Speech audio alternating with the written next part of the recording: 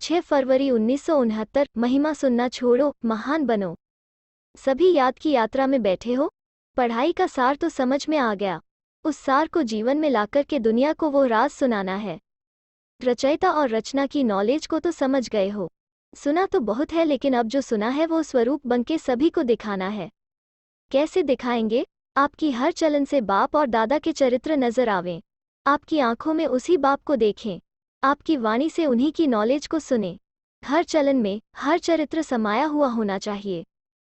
सिर्फ बाप के चरित्र नहीं, लेकिन बाप के चरित्र देख बच्चे भी चरित्रवान बन जाएं। आपके चित्र में उसी अलौकिक चित्र को देखें। आपके व्यक्त रूप में अव्यक्त मूर्त नजर आवे।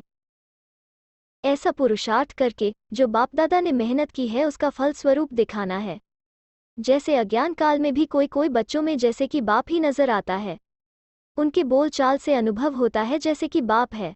इसी रीति से जो अनन्य बच्चे हैं उन एक एक बच्चे द्वारा बाप के गुण प्रत्यक्ष होने चाहिए और होंगे। कैसे होंगे? उसका मुख्य प्रयत्न क्या है? मुख्य बात यही है जो साकार रूप से भी सुनाया है कि याद की यात्रा, अव्यक्त स्थिति में स्थित होकर हर कर्म करना है। अब तो बच्चों को बहुत सामना करना है, लेकिन समर्थ साथ है इसलिए कोई मुश्किल नहीं है। सिर्फ एक बात सभी को ध्यान में रखनी है कि सामना करने के लिए बीच में रुकावट भी आएगी। सामना करने में रुकावट कौन सी आएगी? मालूम है? देह अभिमान। देह अभिमान तो एक मूल बात है, लेकिन सामना करने के लिए बीच में कामना विघ्न डालेगी। कौन सी कामना? मेरा नाम हो, मैं ऐसा हूँ, मेरे से राय क्यों नहीं ली, मेरा मूल्य क्यों नहीं रखा। ये अनेक प्रकार की कामनाएं सामना करने में विघ्न रूप में आएंगी। यह याद रखना है, हमको कोई कामना नहीं करनी है, सामना करना है।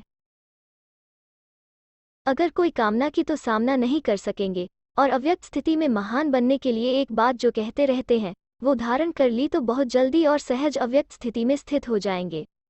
वो कौन सी बात?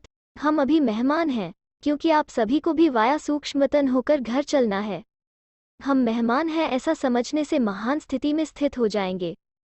मेहमान के बजाय जरा भी एक शब्द में अंतर कर लिया तो गिरावट भी आ जाएगी। वो कौन सा शब्द? मेहमान समझना है, लेकिन महिमा में नहीं आना है। अगर महिमा में आ गए तो मेहमान नहीं बनेंगे, मेहमान समझेंगे तो महान बनेंगे। है जरा सा अंतर, मेहमान और महिमा, लेकिन जरा सा अंतर भी अवस्था को बहुत नीचे ऊपर कर देता है। तुम सभी को ज्ञान कौन सा देते हो?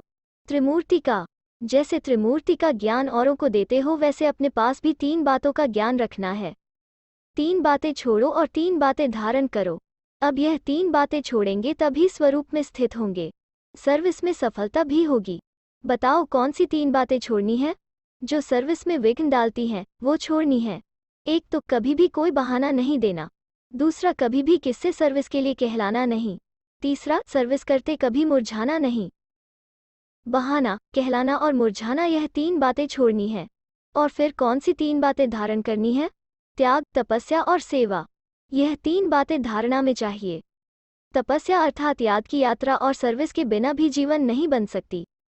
इन दोनों बातों की सफलता त्याग के बिना नहीं हो सकती। इसलिए 3 बातें छोड़नी है और 3 बातें धारण करनी है। अगर इन तीनों बातों की धारणा हुई तो क्या बन जाएंगे? जो आपका गायन है ना वही स्वरूप बन जाएंगे। यहाँ आबू में भी आपका गायन है, किस रूप में और कौन सा रूप यादगार का है? तपस्या के साथ साथ और भी कोई मुख्य रूप का यादगार है? जिन्होंने देलवाड़ा मंदिर ध्यान से देखा होगा उन्हें याद होगा। जैसे तपस्वी हैं तो त्रिनेत्री भी हैं। तपस्या के साथ साथ याद त्रिमूर्ति की है, तो जैसा यादगार है त्रिनेत्री का, ऐसा बनना है। तीसरा नेत्र कौन सा है? ज्ञान का। ज्ञान का तीसरा नेत्र ही यादगार के रूप में दिखाया है। तपस्वी और त्रिनेत्री, तीसरा नेत्र कायम होगा तभी तपस्वी बन सकेंगे। अगर ज्ञान का नेत्र गायब हो जाता है तो तपस्या भी नहीं रह सकती। इसलिए अब त्रिमूर्ति शब्द को भी याद करके धारणा में चलेंगे तो वो बन जाएंगे। जो शक्तियों का गायन है, जो प्रभाव है वो देखने में आएगा। अभी गुप्त है। अभी तक शक्तियां गुप्त क्यों हैं? क्योंकि अभी तक अपने स्वमान, अपनी सर्विस और अपनी श्रेष्ठताएं अपने से ही गुप्त हैं। अपने से ही गुप्त होने कारण सृष्टि से भी गुप्त हैं। जब अपने में प्रत्यक्षता आएगी तब सृष्टि में भी प्रत्यक्षता होगी। अभी शिवरात्रि का जो पर्व आ रहा है उनको और भी धूमधाम से मनाना है। बड़े उमंग और उल्लास से परिचय देना है, क्योंकि बाप के परिचय में बच्चों का परिचय भी आ जाता है। बच्चे बाप का परिचय देंगे तो बाप फिर अव्यक्त में बच्चों का परिचय, बच्चों का साक्षात्कार आत्माओं को कराते रहेंगे। तो इस शिवरात्रि पर कुछ नवीनता करके दिखाना है। क्या नवीनता करेंगे? अब तक जो भाषण किए हैं वो यथा योग यथाशक्ति तो करते रहते हो, लेकिन अब खास शक्ति रूप से भाषण करने हैं। शक्ति रूप का भाषण क्या होता है? ललकार करना। क्या ललकार करेंगे? और ही जोर शोर से समय की पहचान दो और उन्हों को बार बार सुनाओ कि यह बाप का कर्तव्य, अब जास्ती समय नहीं है। कुछ तो हाथ से गंवा दिया, लेकिन जो कुछ थोड़ा समय रहा है उनको भी गंवा न दो। ऐसे फोर्स से समय की पहचान दो। जैसे आजकल साइंस वाले ऐसे ऐसे बॉम्ब्स बना रहे हैं जो अपने स्थान पर बैठे हुए भी जहां बम लगाना होगा वहां का निशाना दूर बैठे भी कर सकते हैं। तो साइंस की शक्ति से तो श्रेष्ठ साइलेंस है। जैसे वो साइंस के गोले बनाते हैं, वैसे अब शक्तियों को साइलेंस की शक्ति से गोले फेंकने हैं। शुरू शुरू में शक्तियों की ललकार ही चलती थी, अभी शुरू जैसे ललकार नहीं है, अभी विस्तार में पड़ गए हैं। विस्तार में पड़ने से ललकार का रूप गुप्त हो गया है। अभी फिर से बीजरूप अवस्था में स्थित होकर ललकार करो। उस ललकार से कईयों में बीज पड़ सकता है, लेकिन बीजरूप स्थिति में स्थिति रहेंगे तो अनेक आत्माओं में समय की पहचान और बाप की पहचान का बीज पड़ेगा। अगर बीजरूप स्थिति में स्थित न रहे, सिर्फ विस्तार में चले गए तो क्या होगा? ज्यादा विस्तार से भी वैल्यू नहीं रहेगी, व्यर्थ हो जाएगा। इसलिए बीजरूप स्थिति में स्थित हो, बीजरूप की याद में स्थित हो, फिर बीज डालो। फिर देखना यह बीज का फल कितना अच्छा और सहज निकलता है। अभी तक मेहनत जास्ती की है, प्रत्यक्ष फल कम है। अभी मेहनत कम करो, प्रत्यक्ष फल ज्यादा दिखाओ। स्नेह तो सभी का है ही, लेकिन स्नेह का स्वरूप भी कुछ दिखाना है। यूं तो सदैव इस स्थिति में रहना चाहिए, लेकिन खास शिवरात्रि तक हर एक बच्चे को ऐसा समझना चाहिए जैसे शुरू में आप बच्चों की भाठी के प्रोग्राम चलते थे, इसी रीति से हर एक को समझना चाहिए शिवरात्रि तक हमको याद की यात्रा की भाठी में ही रहना है। बिल्कुल अव्यक्त स्थिति में स्थित रहने का, अपनी चेकिंग करने का ध्यान रखो। फिर इस अव्यक्त स्थिति का कितना प्रभाव निकलता है? मुश्किल नहीं है, बहुत सहज है।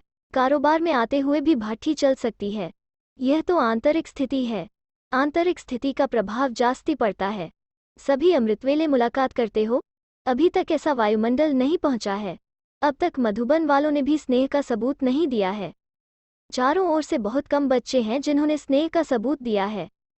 बाप का बच्चों से कितना स्नेह था, स्नेह का सबूत प्रैक्टिकल में कितना समय दिया, क्या दिया था याद है? खास अपनी तबीयत को भी न देखकर क्या सबूत दिया था?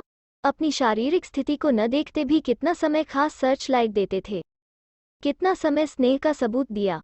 आप कहते थे शरीर पर इफेक्ट आता है, लेकिन बाबा ने अपने शरीर को देखा, यह स्नेह का सबूत था।